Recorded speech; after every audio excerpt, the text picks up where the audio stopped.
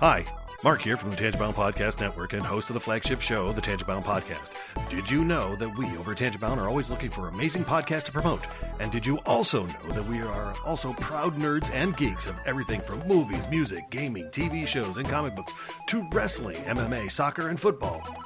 Whatever you can nerd or geek out about, we've got it. And if you're interested, we can help you find it. And if you're a show looking for a place to call home, we've got you covered. Side effects may include upset stomach, dizziness, tumors, shakes, and in some rare cases, death from excessive laughter. Though to be fair, it's only sometimes. Other side effects may include diarrhea, gallstones, heart palpitations, and strong desire for cookies on the dark side. Talk to your doctor and visit TangiboundNetwork.com and see if Tangibound Network is right for you.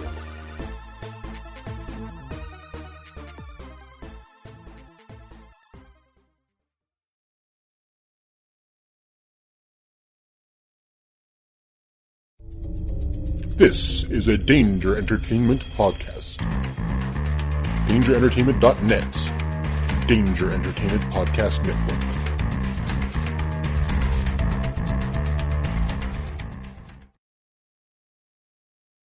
Don't worry, Toby. Just use the Force. Like in that film, you know.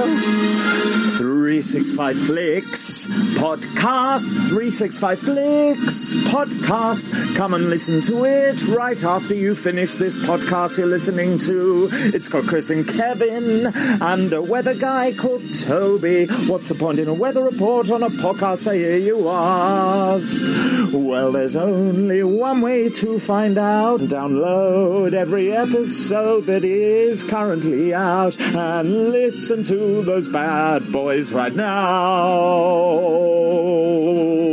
It's got Toby Osmond, who is kind of a guest host, but thinks he is the most important part of the podcast. Hashtag not joking. You can find 365 on iTunes, Libsyn, Spotify, and awesome websites like DangerEntertainment.net, Nerdly.co.uk, and Tangent Bound Network. It's like shit in a field.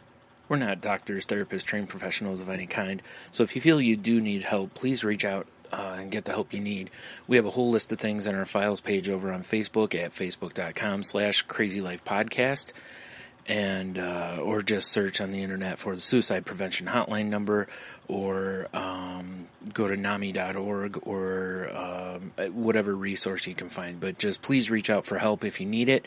If you feel as though you're going to harm yourself or others, definitely reach out and try not to be alone. Also, if you feel that way and you realize that you're writing a note or making plans of how you would do, like harm yourself or others, definitely reach out. That's a huge red flag.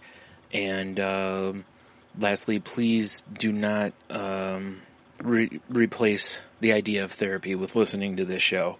Again, if you need help, please reach out and get the help that you need, or contact us. We can try to help you find the help that you need.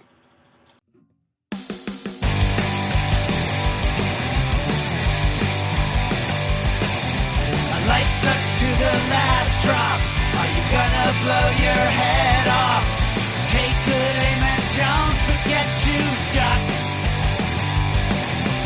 Life sucks every Monday and all the way to Sunday, but I wouldn't have it any other way. I don't care how you're doing, what's up or how's it hanging. I'd like to buy this world one last drink.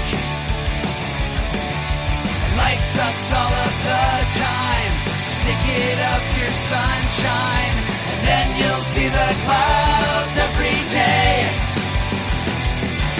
And then you'll see the clouds every day.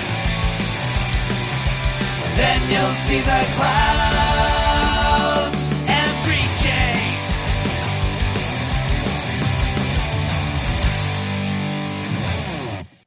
Hey everybody, welcome to a new episode of The Crazy Life. I'm Brian. Joining me as usual is Henno. Hello. And no Jen this week because, I don't know, some sort of silly story that she's got other things she needs to do. So, you know, like we've said before, yeah, just because she doesn't care about you guys as much as we do. That's all. Yep. So, and she'll never hear this. It's the best part. So you gotta listen. You right? gotta listen to your show. I know, right? It's like, Heno filled in for Tony on Salty Language this week also. And, I told Tony a couple of things we talked about, but I was like, hey, you gotta listen to the episode. So, which he does as long as he's not on it. So, yeah. So, thanks to everybody who's listening. Thanks if you've been around for a long time. Thanks if you're a brand new listener. We appreciate it either way. Yeah, I'm looking at this, and this is episode 198. So, I know. When I was looking through the list, I was like, wait a minute here. Yeah. Yep. Salty Language is $3.99 is going up this week, so next week will be $400 for that show, and then in 2 weeks is $200 for this show. That means I've got cool. 600 episodes of podcasting under my belt now. Wow. Yikes. That's a lot of episodes. It is. That's quite an achievement. Whew. Is it? Is it? So anyway, how's, you want to go first or you want me to go first? I'll go first. I can, I'm happy to talk about my, in a little more depth, my week and, kind of my win for the week having to do with, Friday getting hit with another large bill. Yeah. And, basically it was, an appeal to the IRS for a penalty. I was being assessed for basically being dumb, and fair enough. And that's the key word here, and that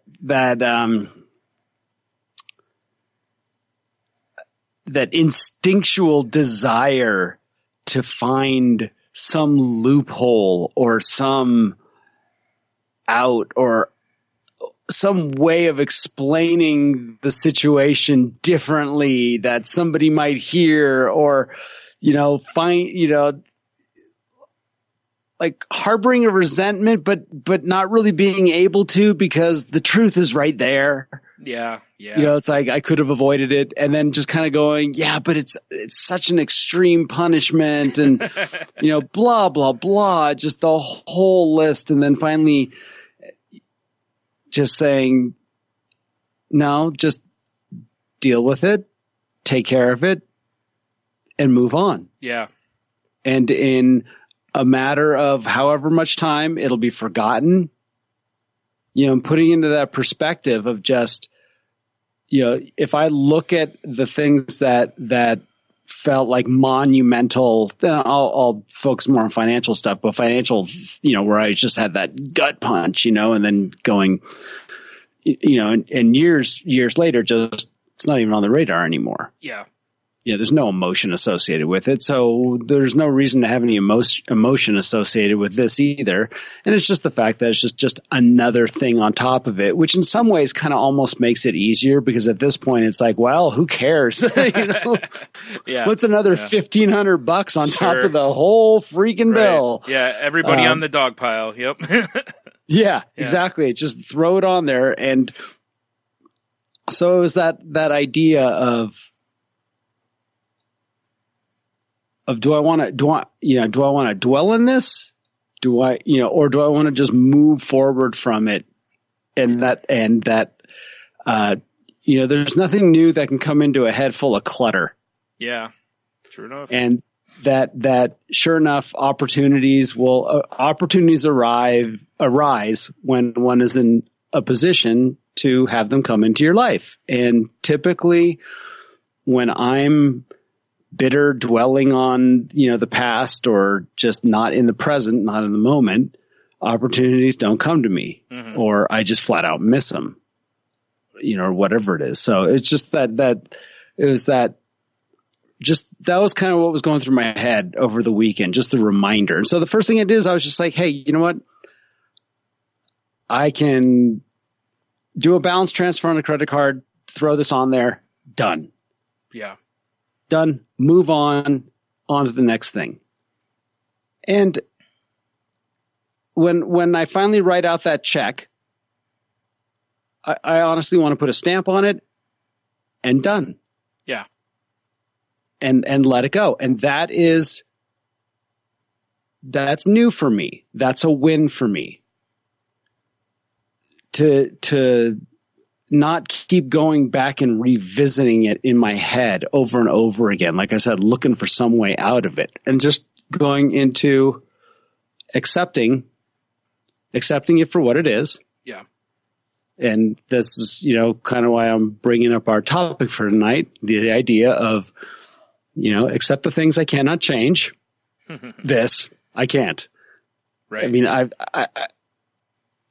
there's nothing else I can really do. And change the things I can, which is me and my attitude, and just accept it gracefully. It's hard to do that. Yeah. It's and I have some friends online that, years and years later are still holding grudges over things that happened to them financially, for whatever reason or not. And it literally shapes their thinking. And I don't want to be that person where an outside something shapes my insides. Yeah. And determines who I am. Especially when the truth of the matter is it was something that I could have avoided. Yeah, exactly.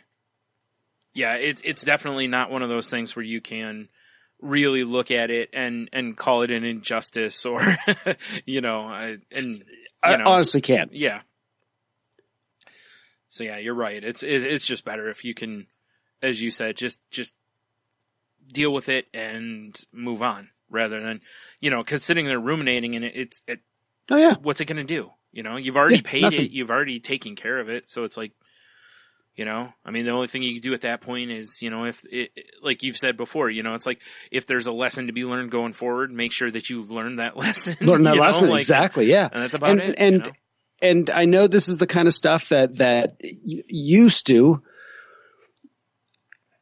just drive me nuts, is this idea of like, well, this is, in the big picture, it's a cheap lesson. Yeah. It's a cheap lesson. It's an inexpensive reminder. Well, it's not inexpensive. It actually is expensive. However, in the grand scheme of things, I can look at it as, to reframe this as a lesson. But where I'm really getting at is to be in that place, to be able to do that, and to be able to honestly do it is such a gift. Yes. Yeah. It's just such a gift. And no, I was not in a good mood on Friday. But you know what? That was how I was supposed to feel. Nobody's supposed to be in a good mood after that. Yeah, right. At least you wouldn't think so. I mean, that'd be very odd if it would be. You'd maybe be a bit of a masochist if you were. Yeah. Yeah. Might want to seek a therapist. Yep. And so didn't drink, didn't do any bad behavior. As a result of it, didn't try to hide it, didn't try to run from it. Just to me, again, win. Happy for the journey that I'm on, that I can get through something like this. And like literally today, I checked my, earlier before when I got home, I checked my bank account, boom, it's there. Tomorrow morning, I write a check, put it in the envelope. We're done. I had this conversation. There's no reason to talk about it anymore. Right? Yeah. How great is that? Yeah. It is. That's part of, essentially what we're always going for on here is the ability to do that. Yeah. Be in the moment, which, like you said, pay it, move on, whatever. And to, not obsess on it afterward, and, and to learn, to look at it and see what can you control going forward, or in the moment and going forward. And like I said, and learn the lesson to be learned from it, and, just do your best to not have it happen again. I mean, that's that's And ideally what how- you do, Yeah, it's great to be, and it's my choice. I have a choice today. Today, I have a choice to control my destiny. Yes. I'm not saying that from the standpoint of, I'm going to control what goes on in my life. No, I get to control my attitude for today Yeah. by doing this one simple thing. It's just accepting things for how they are. Yeah. And taking taking action on it. I have, like I said, this is a gift to myself of I get to be the master of my domain.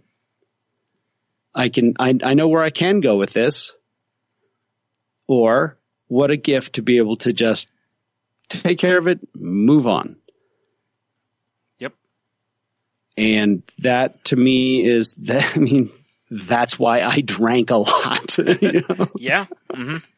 Because when things didn't go the way I wanted to dive into a deep freaking hole, and there's just nothing better than for some good, good modeling thinking is some, Alice in Chains and a lot of booze. Yeah. You're not wrong. You're not wrong. Yeah. Yeah. Yep. It's like, and then hangovers, depression, funk, not taking care of business, disappointing people, everything that goes along with it. Yeah. Yep. Boom. Don't have to do that today. Yay. Yeah. I like the enthusiasm. That was nice. I agree with you though. It is, it is. And even though, you've said on here before about how, you don't feel, any inclination to drink at all or anything. It's still, every time something like this happens and you don't, it's, it's still a win, kind of a thing, because you aren't having the urge to go do that or, whatever. So that's, that's also good. That's, something else you gain from it is it does also show you, that your work has, it's paying off. You're getting the benefits of that at least. So, yeah. Yeah. And I just have to be happy that it's worth this, because it's fun to talk to people that are, when I was, doing the podcast with, Kristen Meyer, who's the, How Was Your Week, Honey podcast. They're a couple Canadians, and, Chris and his wife, Kristen, that's their show. And then she was taking over for, our Liner Notes podcast, which is a music podcast. And that's done by Chris and, our friend Agent Palmer. And so we were talking last week, and one of the things she has is some people around her that have that very positive outlook on life kind of stuff. And I was listening to her, like, kind of wanting to resist it, but and I was chuckling while I was listening to her talk about this, because it just reminded me of me. And when we got done with the actual show, I brought it up and I said, I used to have that same reaction. There were these people that I just couldn't relate to. I was like, how, how are you so nice? And their little phrases and their things. And it's like, like all this stuff. And today I relate to them. They're my closest friends, or the people I could count on, and it was almost like I didn't feel like I was worthy of them. That, my disdain for them was actually disdain for myself. I mean, that was the truth. Yeah. Yeah. Cause it really is just rooted in jealousy, even though you don't mean it that way, or you don't even realize you're doing it, because I did the exact same thing. Yeah. I was very much, every time I'd hear some sort of, positive this or that, and I'm like, I'd roll my eyes, like, it. And and here we are. So exactly. Yeah. Like every time I spout some silly mantra that is like reminiscent of that, I just go, well, there it is. Yeah, exactly. Yeah. So, but other than that, Jax is doing great. Today was his last day of going to work with me, and he when I took him out to take a little walk after lunch, he's just walking on both legs now, and he's really improving a lot, and I'm very, it's worth all of it when he's better and running, this summer and just being himself. It's going to be great. Mm-hmm. It really is. And it also is an opportunity for me to, it's like with everybody, it's easy to, take things for granted. Yeah. And sometimes, when I'm in my stuff, I take my little puppers for granted too. And so we've kind of become a little closer lately, and, right. And that's been kind of nice. That's my kid, Yeah. Well, you're right though, it is really easy to take a pet for granted because they're generally always there for you. Always there. Yeah, you're right. So you're right. And like when you have to face something like that, that's, I don't know how you want it, sad, scary, however you want to word it, it's definitely makes you, revisit your appreciation. So, yeah. Yeah. And had a little thing happen at work too, where I got into work, my Monday, mm-hmm. and there'd been a leak, and it was involved something I was, involved with. I had something I'd repaired last week, and something happened to the point of where I literally sat there. I was like, I saw the part. One of my coworkers luckily found it, and he had cut the part out. And I'm looking at this thing going, I don't even know how that's possible. Like, how did that happen? Yeah. And the first thing I do is run up there, because we've had a lot of leaks lately, and some of them have been no damage, and some of them have been huge amounts of damage, like just unbelievable. And so it's just one of the greatest fears. And so I get up there, and it was like I walked in, I'm like, okay, yep, all right, that's damaged. Everything else looks pretty good. Luckily, I've got a relationship with this owner. Just went downstairs, dealt with it. Yeah. Sent her an email, told her what happened, told her what I'm going to do. Yep. Sent, emails to my boss and all that kind of stuff like that. And, again, just take action, move on. Yep. All action. Yeah, exactly. No making excuses, no trying to get around it, no blaming it on someone else. Just boom, this is what happened. This is what's going to happen. And, it's so much easier to just live that way, especially at work, but in any way. But once I started doing that at work, I was like, this is so much better, Yeah. Like, and be willing to accept consequences. Yep. And what was wild was I'm not going to tell you that I didn't have a few little things flitter through my brain. Mm-hmm. Well, I guess I could say this. And in the end, it's like, what difference does it make? It doesn't make a single difference. Yeah. Yep. You own it or you don't. Yeah. And I can't remember not doing anything right. The one thing that I thought about was I wanted to go back into that unit for some reason and check on it, and I didn't. Which was weird. I had even wrote a note to myself about it. Oh, wow. That's, yeah. Yeah. And luckily, Omar went in there on Saturday and found it. So, well, yeah. Yep. It's tough. Yeah, trippy. Yeah, your gut tells you to do something and you don't. It's always not funny, but you know what I mean? Like when something like that happens and you're like, man, I had that feeling. Weird, yeah. Why didn't I do it? Yeah. Yeah, like I seriously wanted to do it, and I got caught up in other things, and it's funny. Yep. So. Yep. But those are kind of couple things that happen, and it feels good to just naturally know what to do now, and I was talking to Kristen about that, about working on. I was talking a little bit about meditation, and she does yoga, and some of the work that I've done, and being in those situations where there's kind of not necessarily, I want to say a conflict, but it's one of those situations where it's easy to say the wrong thing. Mm-hmm. It's easy to react and react poorly, those kind of things, and to see it almost in like slow motion and know, oh, I know exactly what I'm supposed to say here. Mm-hmm. To see it before it even happens, and then to say it and have the situation just kind of dissolve into no problem is, I think, one of the greatest feelings in the world. Yeah. I mean, it's just absolutely the greatest. And I was talking to her about that, and I bring it up here because it's doing this podcast every week that helps, me completely. And having friends to talk to and share my experiences. A lot of times I feel like, oh, it's so egotistical to talk about these things. But if I don't talk about it, I don't get feedback about it. I don't get reminded of why I'm doing it. So. Right. Yeah. It is funny how, I've even like realized that there's some times where, like when you're trying to get that feedback and then, afterwards I'm kind of like, wow, I really feel like I was just fishing. It's like, I'm like, I'm like, oh, I need somebody to tell me that, basically to pat me on the head and say, good boy. Say you rock. Yeah. It's like, that's exactly, I mean, don't get me wrong. We all like that. We all need somebody to do that from time to time.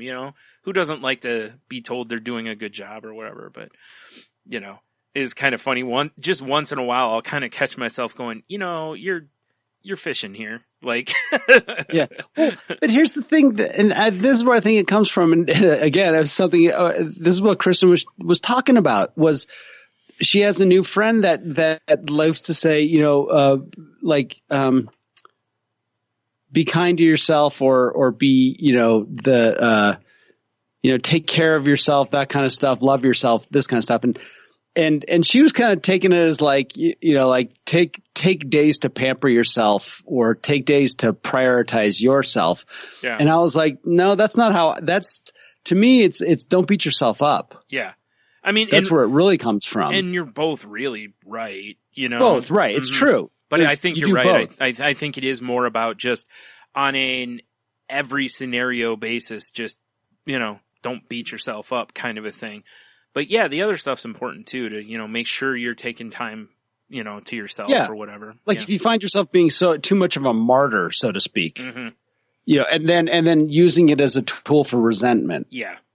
Well, guess what? Maybe you should take a day for yourself and get rid of that resentment reason.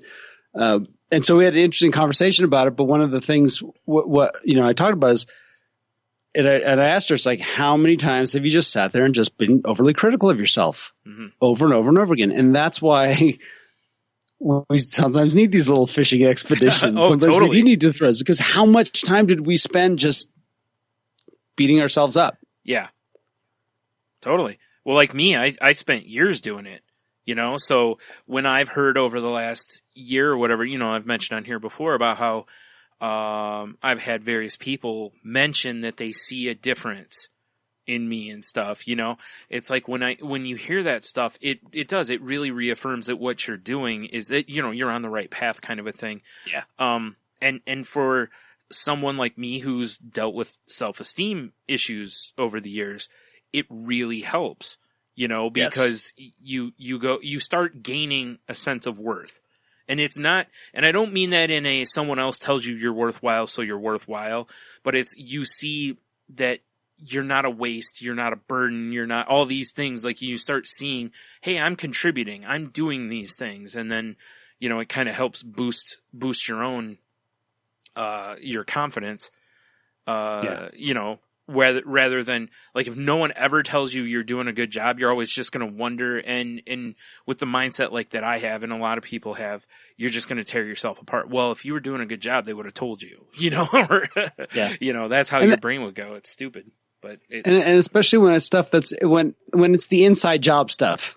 Yeah. That we talk about here, about the improvements in the inside job. Typically what happens is we stop doing negative things, because those are the ones that tend to come out. Yeah. That are no longer, they become an outside job and a burden on everyone. But nobody comes up to you and says, wow, it's so amazing that you just don't act like a jerk anymore. That's good for you. Yeah. Good for you for not being, just constantly saying stuff that's just demeaning and horrible, and expressing your inner, little mini tyrant guy, or just outwardly bringing that itty bitty committee into the, out for everyone to enjoy, I'll tell you, you may have just given me my goal for the rest of the year, I just want to start telling people that. Yeah, just try not to suck. Yeah. It's funny. I used to say that to people. Just try not to suck. Like a friend of mine one time, we were bowling and he asked me if I could give him some tips. And I said, yeah, don't suck. Just try not to suck. Yeah. Well, that's my thing when people say, how's your day? I say, it doesn't suck. Yeah. And they always laugh and they laugh and they look at me. They're like, and I go, hey, I'm just setting a low bar. Right? It can only get better from here. Yeah. My dad used to say, I don't know. No one's told me yet. And, you know, That's good. yeah. And that it's funny though, cause that is something I've had to work on because for a long time I would just say, not bad or not too bad or whatever, Yeah. you know, trying to get that, that switch, flipped to where it's a little more positive to where you say good or whatever, you know, rather than that way when you do say bad or people know that they get a more accurate serious. representation. Yeah. So, Yeah. and I've seen that since I've tried to focus more on that. I've seen that when I say, you know, so, oh, how are you? And I go, you know, not bad. And they'll be like, why, what's going on? Just like that. Yep. Whereas before that was my default answer. And I didn't get as many people asking me before, you know, so, and it makes sense, you know. Because when every time you answer, it's negative, that's, they just go, he's always negative, you know, like it's just, that's it. There's, you know, it's kind of like the opposite of crying wolf, you know, because you are negative and you are unhappy. And nobody wants to be that guy because none of us want to be around that person. No. Yeah, exactly. We've been around those people all the time. And then to find out that you're the one. Right. That's what I've told you various times where like, you know, something will happen. I'll be like, was I that bad? You know, like, cause once you start getting some clarity, you know, you know, I think just about anyone, when you start thinking more positively and stuff, then you get around somebody who's that kind of negative, you do immediately go, was I that? You know, and if so, then part of like when I had that, it's like, well, I'm glad I'm not that now, you know. Even if I'm still kind of that, I'm moving away from it. You know, I'm not, I don't want to stay there. So. Exactly. So, yep, that's my, taking my wins where I can find them. Sure. Makes and this is the place to share them. Yep. Yeah. That's right. How about you?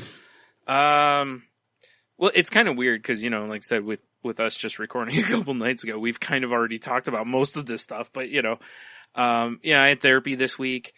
It felt really good coming out of there because, first of all, my therapist didn't seem to say anything about, you know, not seeing me anymore. So when, you know, there was talk she was going to move up. So I don't know if that's still happening and she's still going to see people, or I don't know, you know, what's going on. Or maybe it's just not happening yet. I have no idea. And I didn't really want to ask.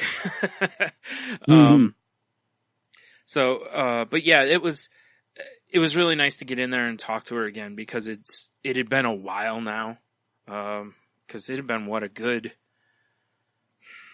2-ish months, I think, since I've been there last, you know, 2.5 months. That's a good long run. Yeah. That's longer than usually I try to go every like month and a half or every month, somewhere in that range, depending on how a lot of it just depends on her schedule. You know, because her schedule fills up so fast. But that, like I said, that made me feel really good, like walking out of there. I felt a lot lighter, which is, again, that's how I always want to feel. If I don't feel that way, then I'm going to revisit, you know, what's going on.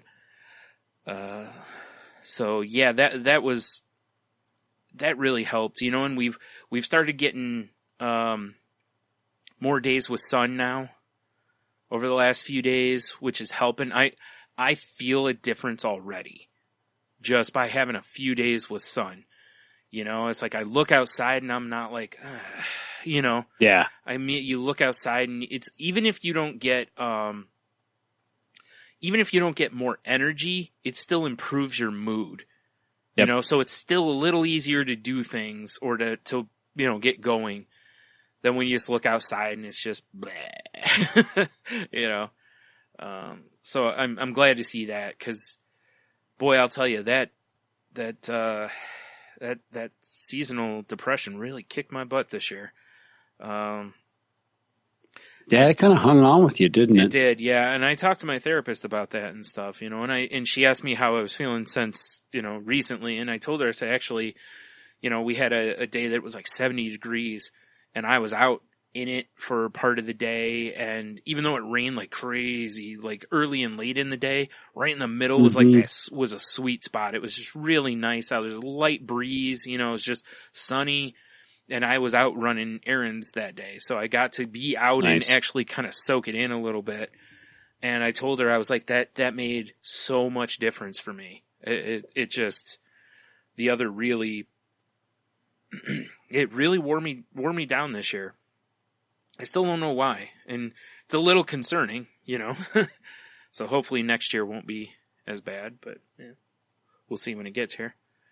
I haven't really done a whole lot other than I feel like I've been at the grocery store every day.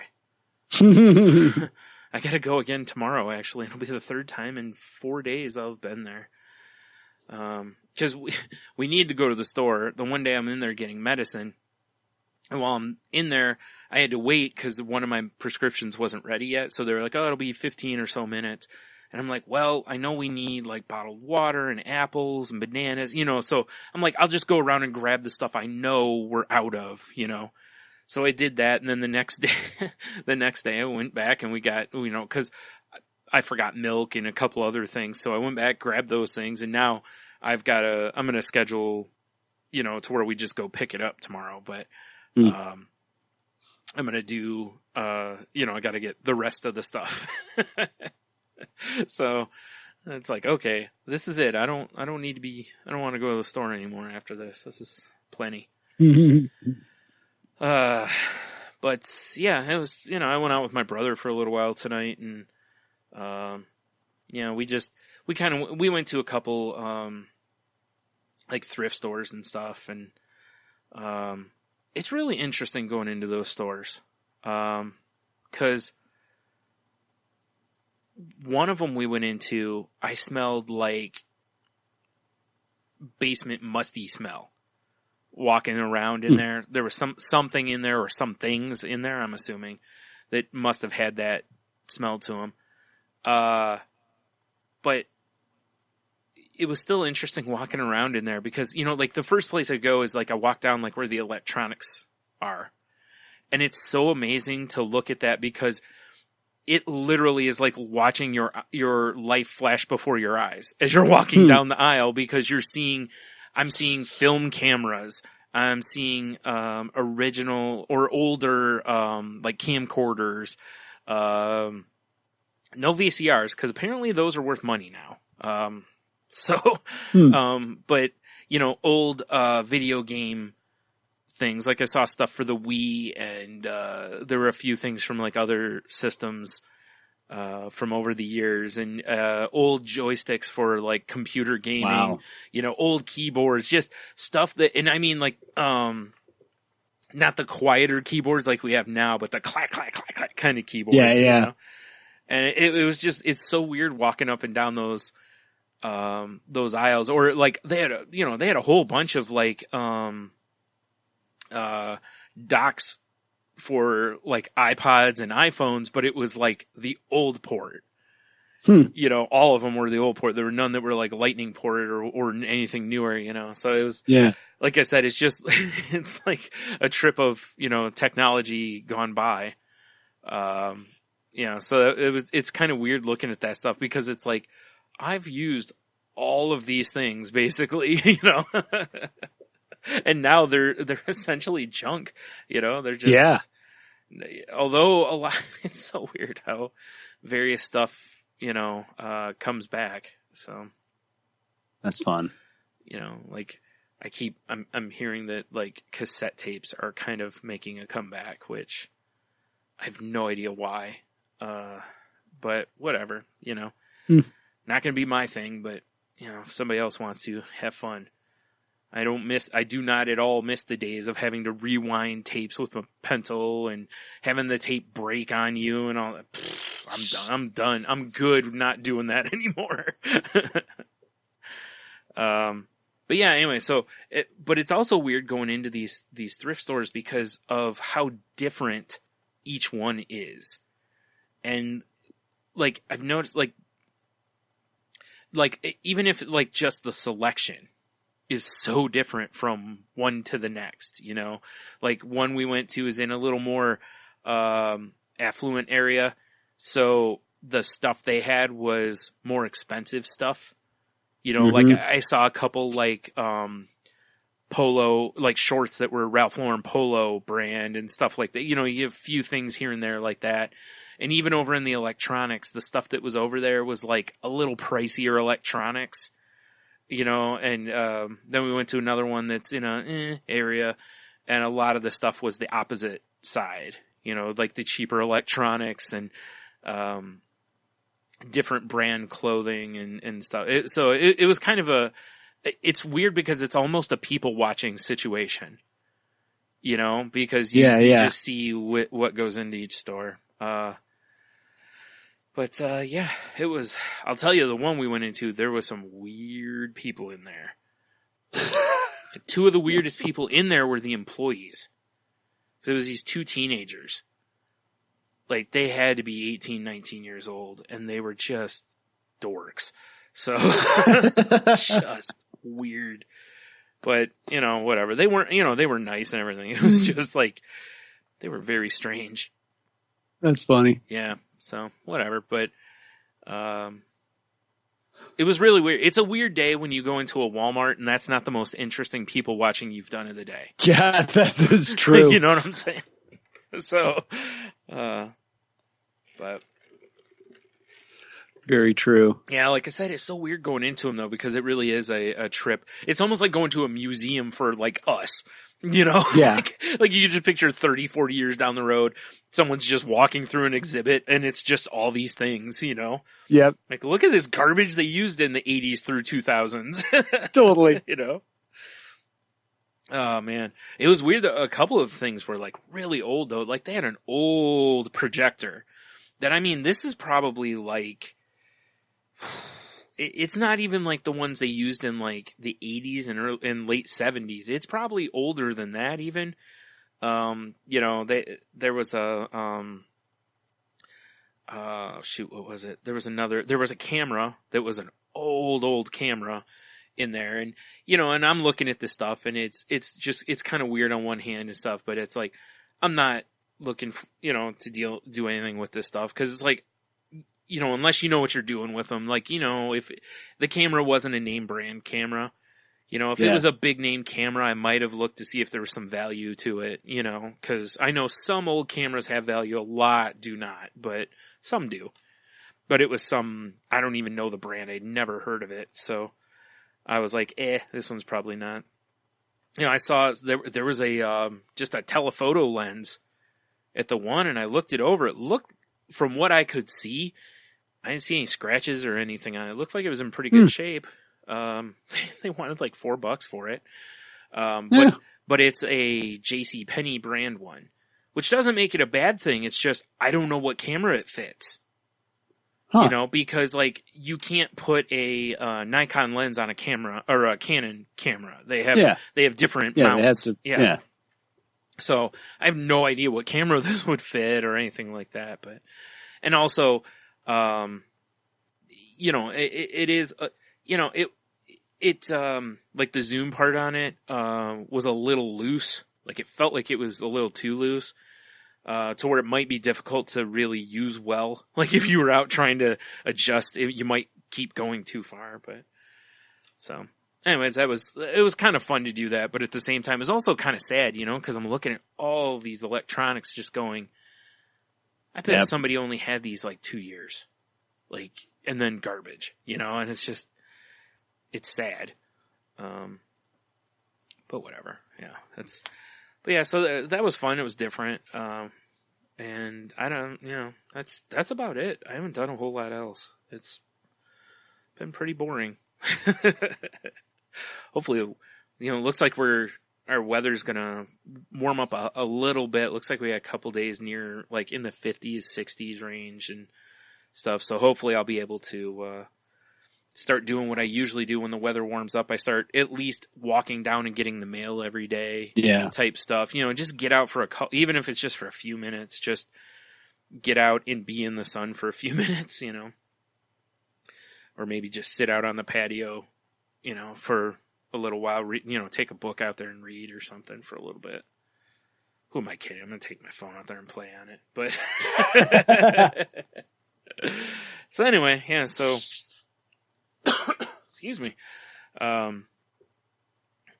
So yeah, you want to get into the topic here, or have you already kind of covered what you wanted to cover? Oh, no. Okay. No.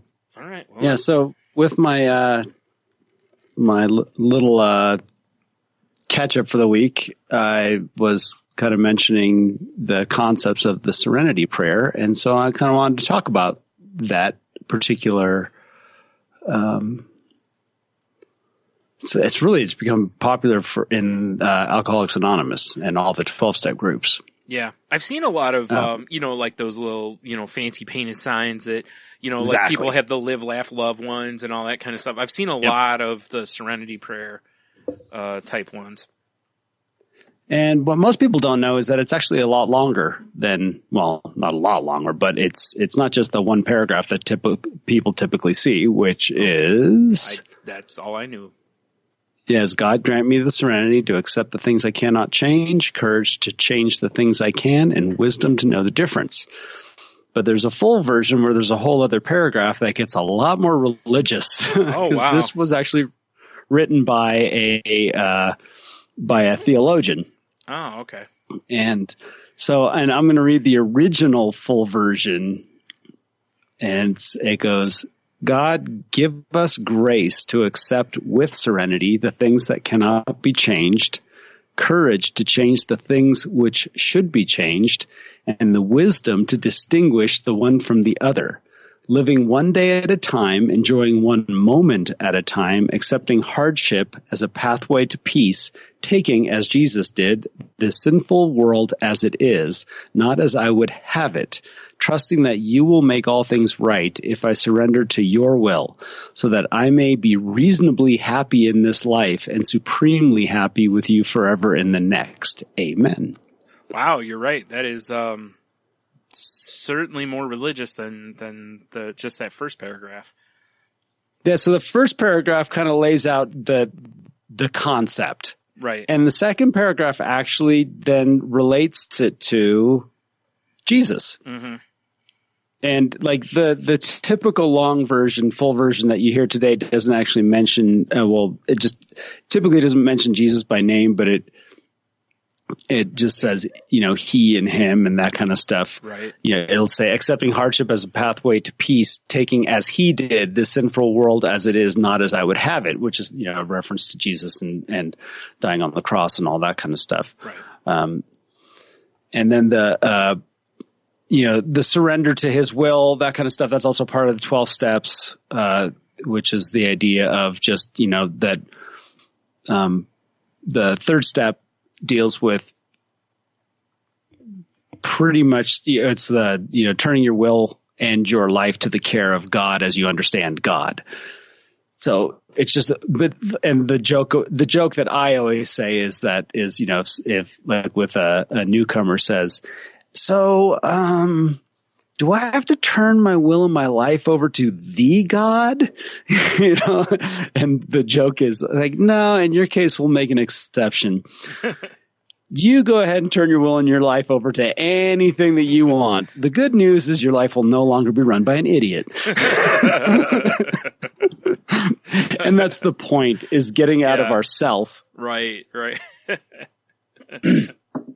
Starting to realize that, hey, it's good to have other people around us. It's good to incorporate meditation and prayer in our lives where we try to connect with outside things before we start making decisions for ourselves.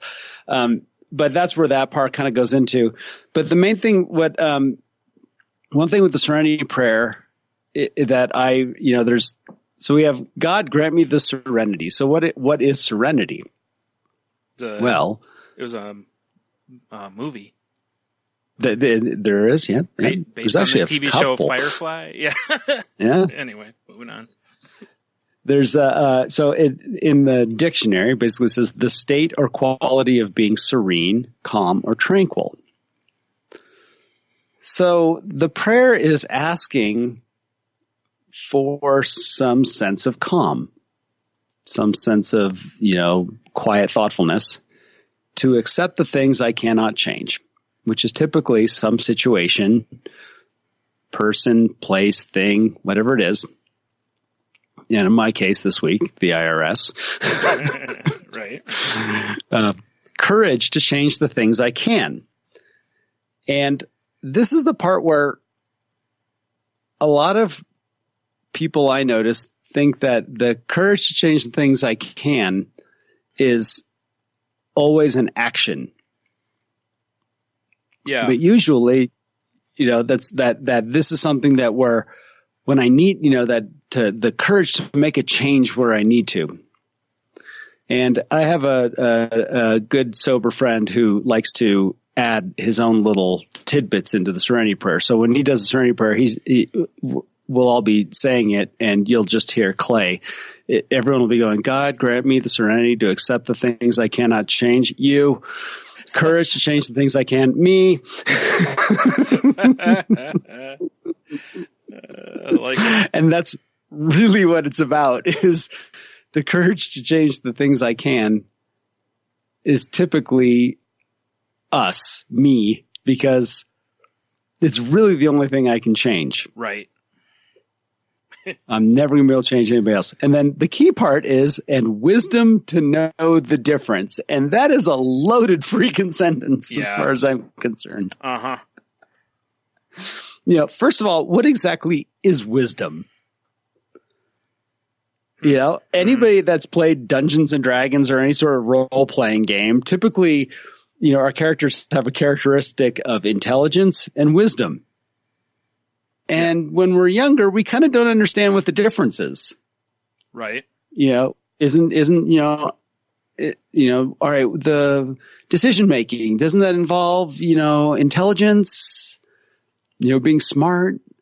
Some people will say like, oh, wisdom is your gut instinct. Right. Or some people might say it's about a moral compass.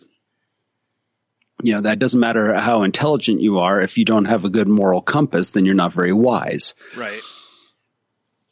But that's the one when I take this, these basically four separate things. They all have to play together. And it's very easy to just pull out one thing and forget the other. Right. In these concepts. And that's why I like this as kind of like a guidepost to life. Regardless of that it's being a prayer, regardless that it says God in it. Mm-hmm. To me, God's just an agreement. It's just a word. It's about a concept. And it can be whatever your concept is, whatever my concept, or it can be no concept. It works also. Yeah. But when I look at all of these things together, I need to be, in order for this to work, I am asking for serenity first and foremost, which means to not be agitated, to not be in a state of, irritation, that kind of stuff. That's what I'm asking for. Right. Because if I'm in any of those states, then I'm looking at it as like, I can't do the rest of it right. Yeah, because to me, the serenity allows you to find clarity. Essentially, without it, it's hard to find clarity if you're angry or whatever it is at the time. Yeah, because what I found is one of the greatest things you can do with the Serenity Prayer is confirmation bias yourself into any decisions you make in life. Right. And believe me, I've seen it done a lot. Oh, I bet, yeah. It's fun too.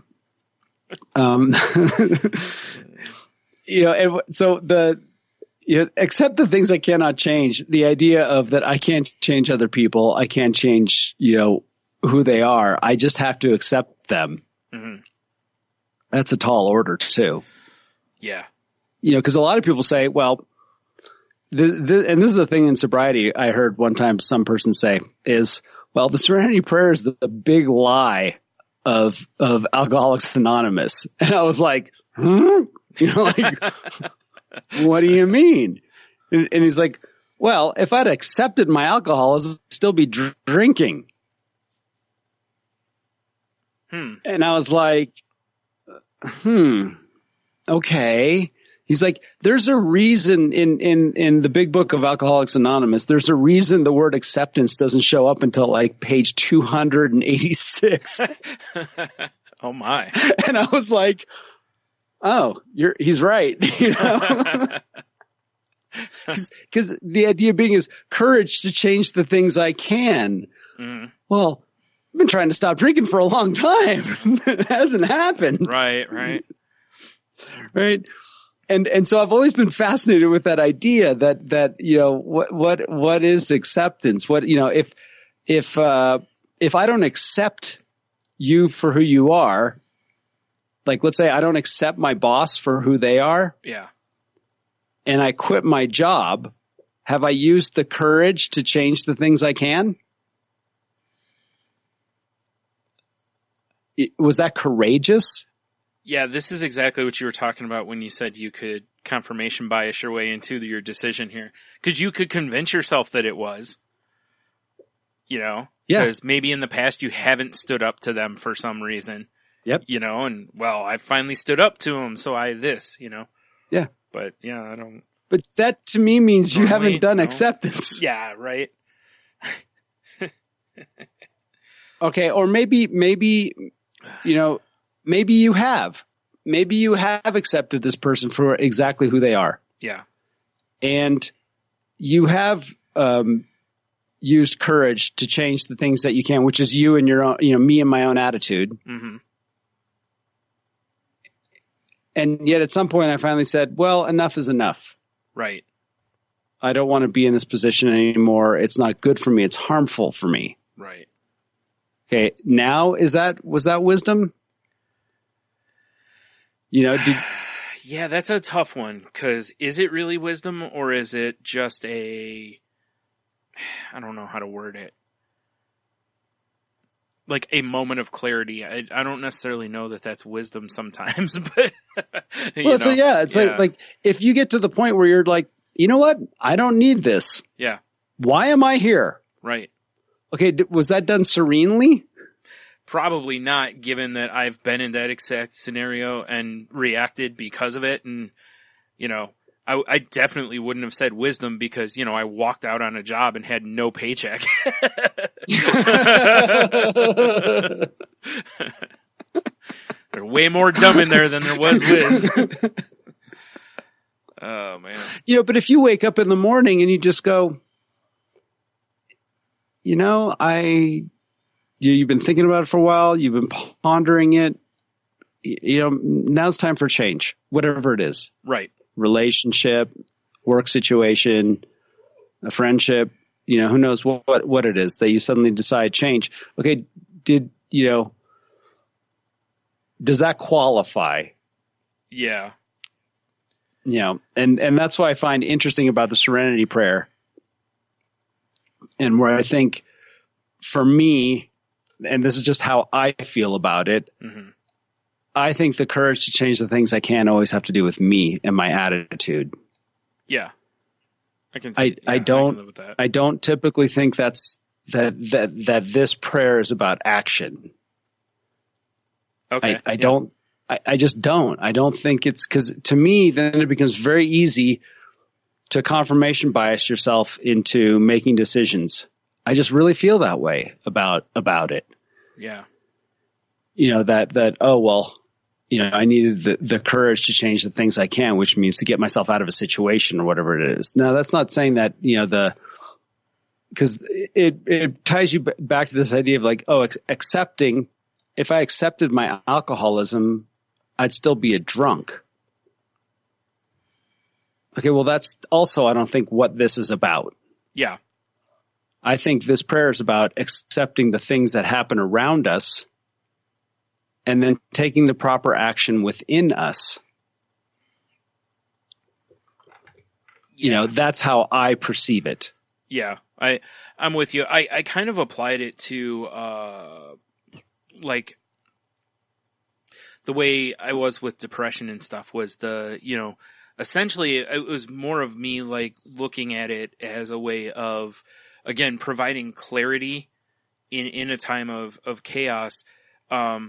And then, something like I said, like with depression, it's, you look at the scenario and go, to let me control what I can, which is in that scenario, to me, it was like, that's when I went to find help kind of a thing. Cause I basically realized that I had to make a change, and this gave me, I don't know, I'm wording this really badly. I'm trying to, so it gave me basically walking into it knowing that it's going to be hard work, and I need the patience to make the changes in myself, kind of a thing. Like walking into it, like having, like you said, accepted that it's a fight or it's not going to be easy, but still moving in that direction, kind of a situation with some clarity, like recognizing that you're walking into the fire essentially, I don't know if that made sense. Yes. And that's what courage is about. That's why I like the idea that courage isn't lacking fear. Courage is having fear, but going through it anyway. Right. That's what courage is. And you just nailed where I was kind of going with all of this, is that the Serenity Prayer isn't an either or situation. Right. I either accept it or I don't. And if I accept it, I'm using the one part. But if I have courage, then I change things, because that's not how, if you just accept everything, you can end up being abused. Mm-hmm. Right. And, but like, oh, well, now all of a sudden I have courage. I go to that. This is why I brought up the entire full version, because the full version says the one thing: accepting hardship as the pathway to peace. Right. We're accepting the fact that things aren't always easy. Yeah. Yeah, you're right. That's exactly. That's where I was. What I was That's trying where to you get were at. Going. Yeah. That's why I said I was, as I was saying it, I'm like, I don't think I'm making any sense. No, you're totally making sense. It was perfect. The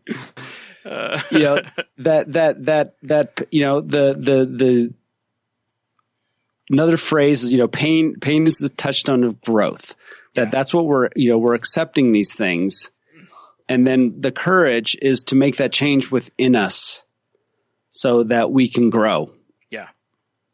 And, the change within us is that this idea of, turning the whole thing of, if surrendering to your will, that kind of stuff is, is brought up a lot in Christianity with regard to Jesus. Right. In AA, it's about, it's a similar concept, but they use the term turning it over. Yeah. And that's a common thing that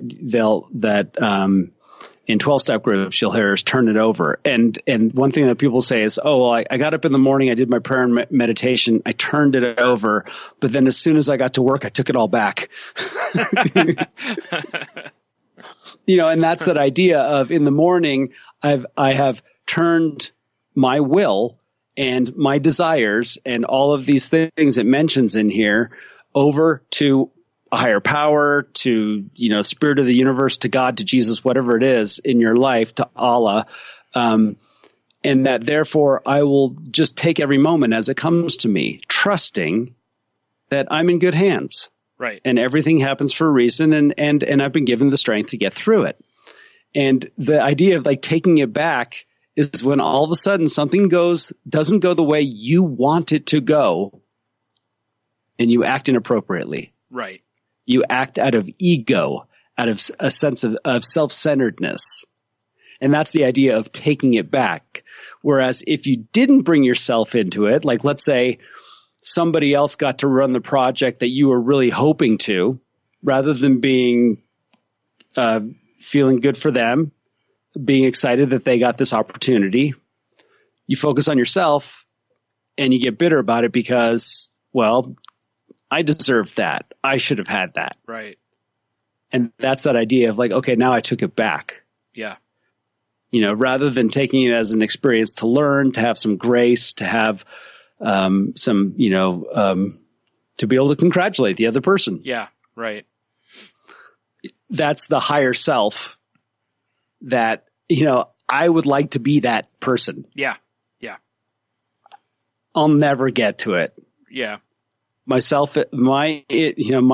sense of self is always going to get in the way at some way or another. But if I can, this is kind of like how I've kind of looked at life is I know there's a really, really, really awesome version of me. And the closer I can get to that, then I will, like it says in here, that I may be reasonably happy in this life. Yeah, I agree with that too. I think that's essentially the goal, like I feel like, you feel like as long as you're working toward, bettering yourself or just trying, just like the concept, I've really been buying into the whole, like the people that talk about like, just be better today kind of a thing, Yeah. Yeah. And, I think that's the kind of thing, as long as you, and like me, I've mentioned on here, I don't like the feeling of that I'm standing in place, because to me, standing in place leads to a backslide. I feel like I always, even if it's the tiniest motion, I need to be moving forward. Because otherwise, like I said, I feel like I'll be moving backwards soon. And I think it's kind of that way with this, as the goal is to always at least try to take the high road when we have the ability to, Yeah, like it was asked of me, who do you admire, early on in my sobriety, and I said I've always admired the humble rock star. I've always admired that athlete that just leaves it on the field. Yeah.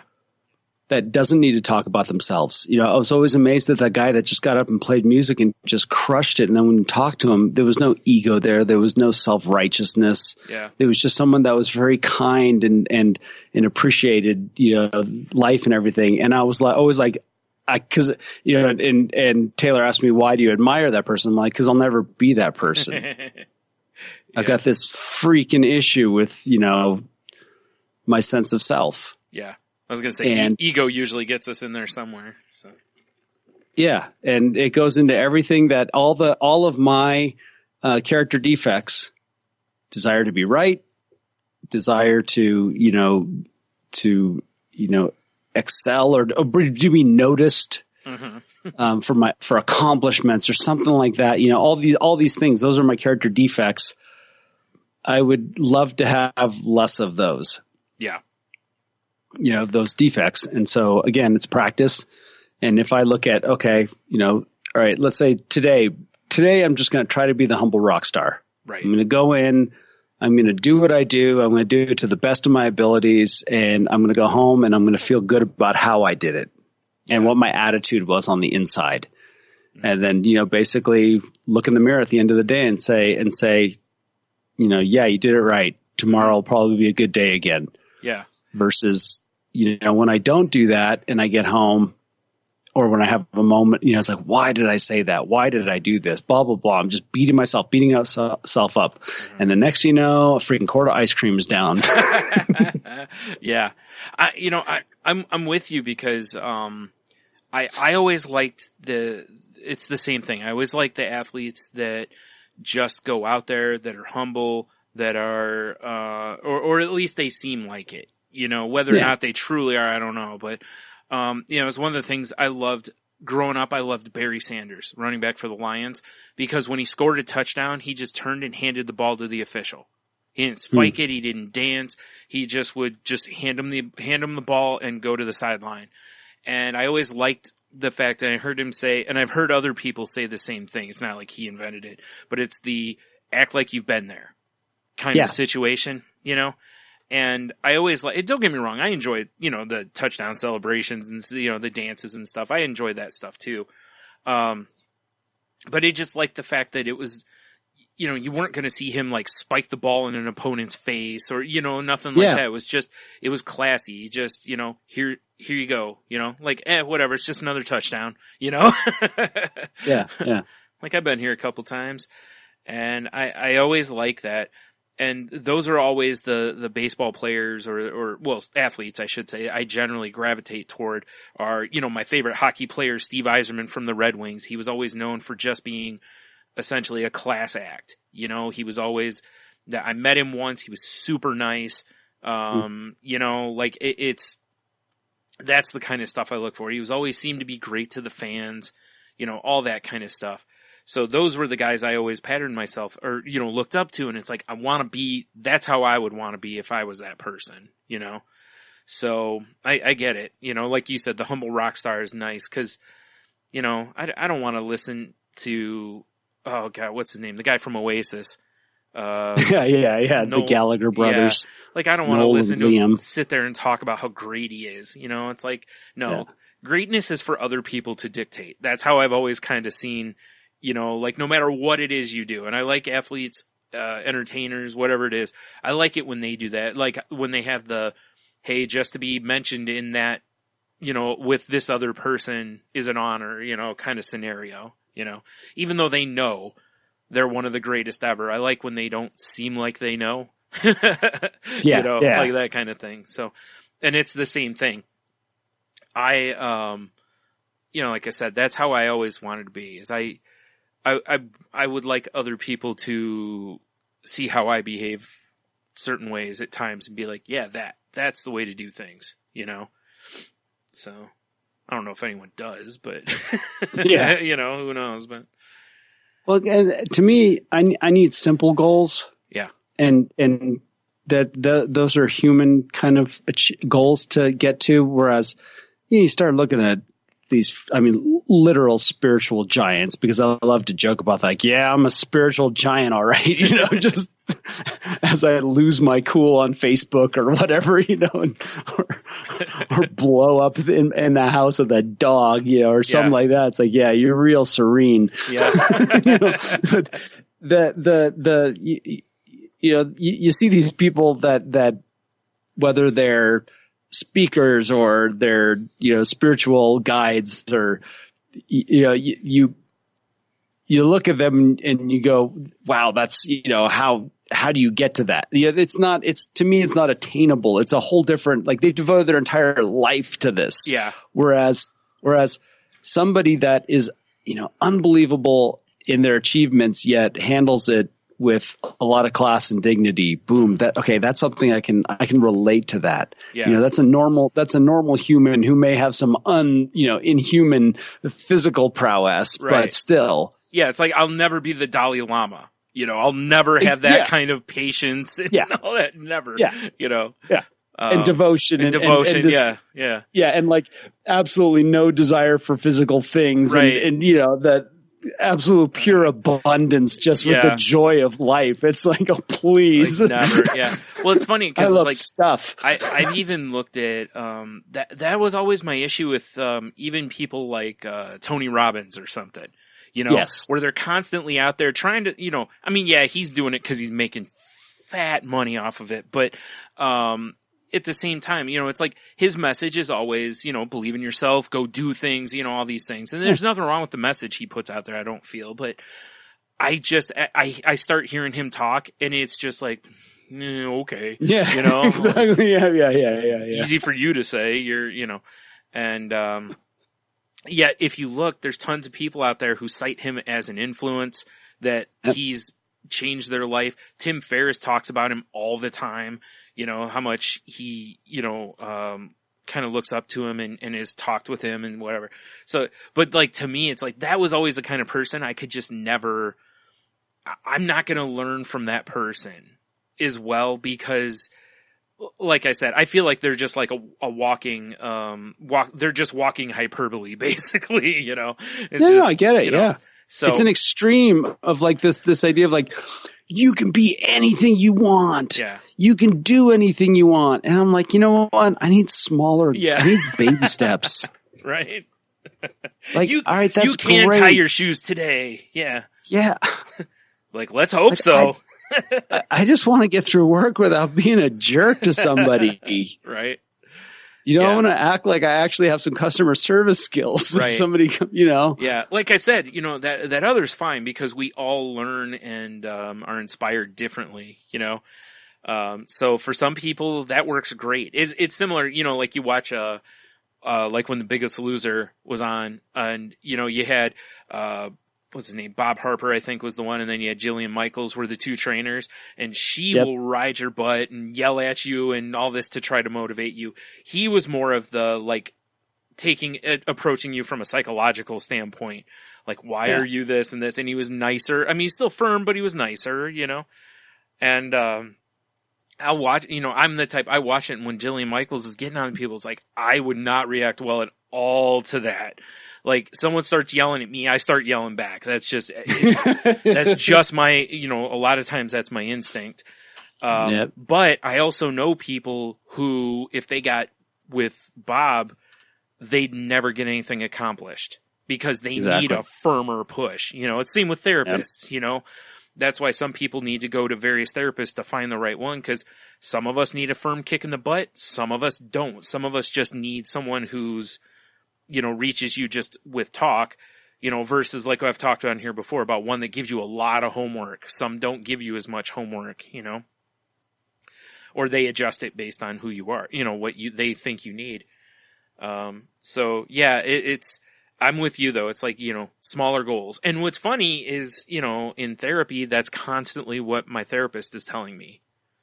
Because I have a tendency to blow things up into big picture, down the road. Yep. You know, I want to go, no, let's plan for 10 years from now, and this and this, and what if this happens?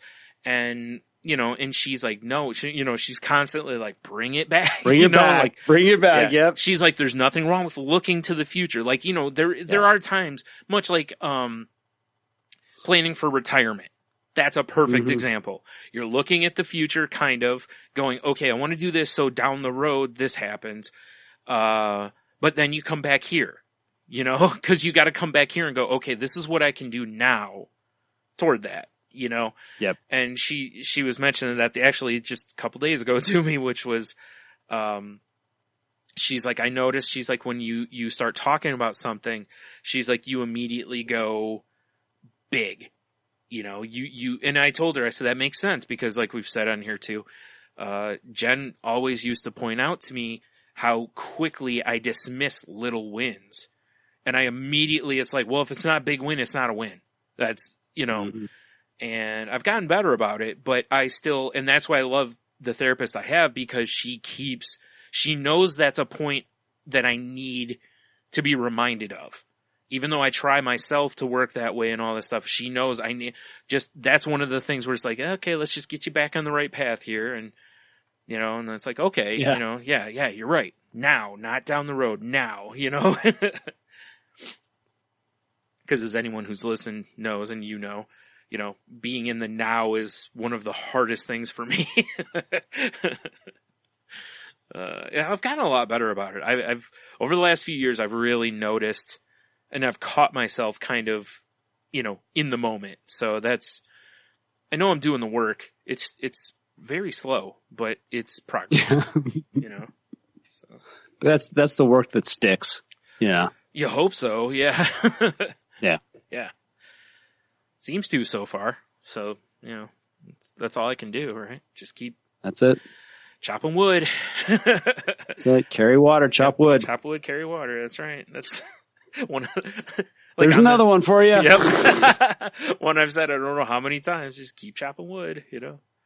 Carry the water, whatever. So yeah, there's my take on the Serenity prayer, and if you know you want to share your thoughts about it, you can, you know, get a hold of us in all the usual places. Like for myself, you can find me on Twitter at IdaHeno. You can also find me on Facebook, Heno Heiter. You can message me there. I'm also on the various Instagrams and things like that. Yeah, so if you want to take me to task on my Serenity prayer thoughts, or call me or send me a message saying, dude, too much God. Come on. Yeah, you know, that is something, you know, like neither of us has emphasized that really at all in this conversation, because it's more about, like, we're talking about just the words itself more than it is anything else, you know, because you've talked about spirituality and stuff on the show before. It's, you know, so please don't get just, you know, I hope no one just got hung up on that part of it and like becomes dismissive because of that, because it's like, there's wisdom in there, and, you know, even if you don't love the overall message, there's still some stuff in there to take from it. So, you know. Yeah, and if you do have a real issue with, all the capital H he's and the capital G gauze and all that stuff like that, you can just tweet at Dits with D Tits. That chick would love to hear about it. Accurate. Or you could, you can reach Jen at Jen's Crazy Life. That's Jen with a G. You can find her other podcast at shakethesheets.com. You can find my other podcast at Gotham Lights, and we're down to the final stretch. We got 2 more episodes left. Oh, so close. So close. Yep, and then a few Orville's in between there. Yep. What was that? You can see our website at thecrazylifepodcast.weebly.com. You can email us if you'd like to at thecrazylifepodcast@outlook.com. You covered all the other stuff there. You can find me on Twitter at Stunami. Oh, you can also find the show on Twitter at thecrazylifepod. That's where I post when new episodes go up. You can find the other show I'm on, Salty Language, at salty_language on Twitter, or at saltylanguage.com. That show is not safe for work, so be careful where you listen to it. Excuse me. Our Facebook group can be found at facebook.com/group/crazylifepodcast. And we would appreciate it if you'd rate, review, and subscribe on whether it's Apple Podcasts or Google or Spotify, however it is you listen to us. If they have a like or share option, please share it with people. We'd appreciate it. We are part of the Danger Entertainment podcast network, which can be found at dangerentertainment.net. And we're also part of the Tangent Bound Network, which can be found at tangentboundnetwork.com. Please go check out the shows that are on those 2 networks. And there's a whole bunch of shows, so you'll probably find something else that you enjoy on there. And, because I haven't mentioned it in like 1,000 years, our intro music is done by the lovely and talented Henno. So go check that out if you scrub through it. You naughty. And, I'll throw this out there just because it's like, if I have a GoFundMe set up to try to help me kind of reset some stuff. If you'd like to support that, the link's in the show notes. No pressure. Just, I would appreciate it. And thank you if you have for any reason. So if you feel as though if you feel as though you're going to harm yourself or others, please reach out and get help, whether it's a suicide prevention type number or go to the hospital or, definitely call a friend or something. Just please try not to be alone. Like I said, please reach out. I know it's really hard. I've been there. Eventually I finally did reach out. It took me way too long, and hopefully someone out there listening will go, wow, I don't want to wait 20 years like Brian did and go get this taken care of. There's plenty of help out there for you. People all over that really want to help. And also, please reach out to your friends.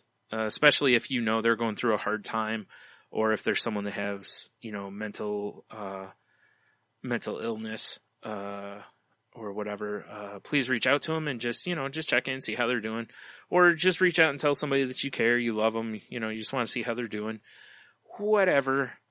And, the last thing actually is kind of something Henno said, earlier or referenced earlier in the show, which is, when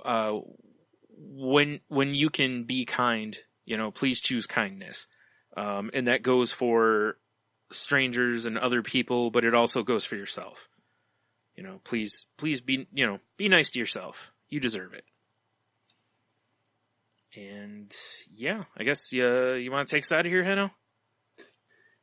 Yeah, I'm just going to reiterate on that is tomorrow when you get a chance to get to work is, try to look at the day a little bit differently. about, who you want to be, how you want the day to go on your inside. And then if that doesn't work, I highly recommend the Three Twins salted caramel ice cream. It's very smooth. It's very delicious.